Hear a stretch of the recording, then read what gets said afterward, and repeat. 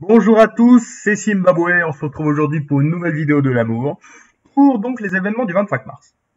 Aujourd'hui, c'est l'anniversaire de la mort d'un roi d'Arabie Saoudite, le roi Faisal Ben Abdelaziz Al Saoud, qui a été roi donc de 1964 à 75. Il faut savoir que c'était le troisième fils du fondateur de la dynastie des Al Saoud, Abdelaziz, dont on avait déjà parlé. Il faut savoir que Faisal est très apprécié dans son pays, parce qu'en fait, quand il est arrivé au pouvoir, l'Arabie Saoudite c'était une mosaïque de tribus, puis il a fait passer ça en un État fort et centralisé. Aussi, il a fait pas mal de réformes économiques il a réussi à maîtriser le déficit qui était plutôt fort dans son pays. Et aussi, il est très apprécié pour sa politique étrangère. Il faut savoir que c'était un pro-américain. Il a eu l'intelligence de ne pas participer à la guerre des 6 jours. Du coup, il avait une grande influence sur le monde arabe et il a contribué à faire en sorte que le monde arabe soit plus sous influence américaine que sous influence soviétique. Il a eu aussi quelques tensions avec les États-Unis, notamment parce qu'en fait, Faisal était pro-Palestine alors que les États-Unis sont pro-Israël. Et en fait, après toutes ces choses-là, en fait, il se fait assassiner par son neveu, le prince Faisal Ben Moussaïd, qui lui tire 3 balles à bout portant, dont une qui lui touche à la tête. Donc coup dur pour ce pauvre Faisal. Et on peut se dire pourquoi est-ce qu'il s'est fait assassiner par son neveu. En fait, on sait pas vraiment. Il y a pas mal de théories, différents financiers, complots politiques. En tout cas, ce qui est sûr, c'est que ce type s'est fait condamner à mort puis décapité, conformément aux lois de la charia. Et du coup, c'est un autre frère de Faisal qui lui succède. Voilà, évidemment, vous le savez sûrement, mais les rois d'Arabie Saoudite, en fait, c'est tous des fils du fondateur de la dynastie, Abdelaziz Al Saoud. Donc, coup dur pour Faisal, retenir. Aujourd'hui, c'est aussi l'anniversaire d'un célèbre traité dans la construction européenne, la signature du traité de Rome, qui institue la communauté économique européenne, donc en 1957, signé entre les 6 pays fondateurs de l'Europe. Donc on a la France, la RFA, l'Italie et le Benelux.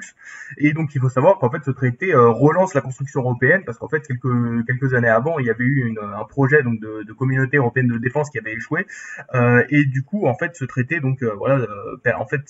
va très loin dans la construction européenne, parce que le but est d'arriver à un marché commun européen. Et en fait, on a plein de choses qui annoncent en fait la suite de la construction européenne. C'est après le traité de Rome que va y avoir un élargissement. Regardez ça.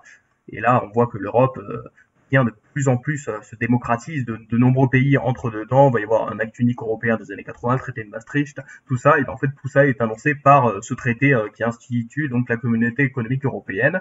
Donc bravo aux principaux signataires. Retenir. Et aujourd'hui, c'est aussi l'anniversaire de la découverte d'un célèbre satellite, le satellite Titan. Donc voilà, qui est un satellite très connu parce qu'en fait, c'est le plus grand satellite de Saturne et d'ailleurs, c'est même un objet spatial qui est plus grand que Mercure, évidemment, dans la liste des plus grands objets du système solaire. Titan arrive 10e, donc c'est quand même plutôt respectable. Donc Titan qui a été découverte par le célèbre astronome Christian Huygens, donc qui est un néerlandais, voilà, qui est très connu parce qu'il a fait une description exhaustive du système solaire avec une précision inégalée, donc un mec plutôt respectable. Et donc voilà, il faut savoir que il a distingué un point brillant près de la planète et suit son évolution les nuits suivantes, et donc il a observé ce qui sera nommé plus tard Titan. Mais il faut savoir que à l'époque, en fait, Huygens avait appelé cette étoile, cet astre, il l'avait appelé juste lune de Saturne.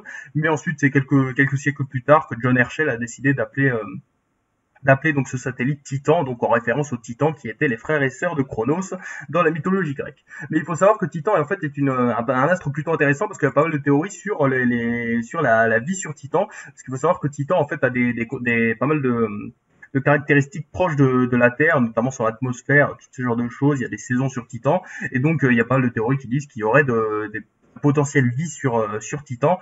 Après, il y a aussi des choses qui disent qu'il ne devrait pas y avoir de vie, étant donné que Titan est glacial, évidemment, en termes de température, il y a de grandes différences avec la Terre, mais en tout cas, voilà, c'est la découverte d'un satellite très remarquable. Retenir.